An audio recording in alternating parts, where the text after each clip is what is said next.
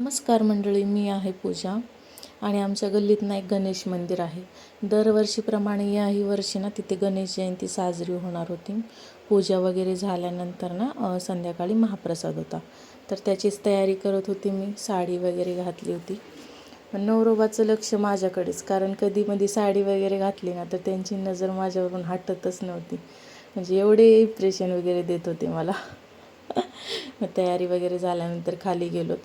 तोपर्यंत सगळेजण बसले होते येऊन, म्हणजे जेवणासाठी वगैरे, कारण दरवर्षी ना म्हणजे खूप उत्सवात साजरं होत होतं म्हणजे गणेश जयंती. याही वर्षी ना खूप छान साजरी होणार होती. आणि हा नवसाचा गणपती आहे. 1990पासून आहे हे गणेश मंदिर. तर प्रत्येक वर्षी ना इथे गणेश जयंती साजरी करतात.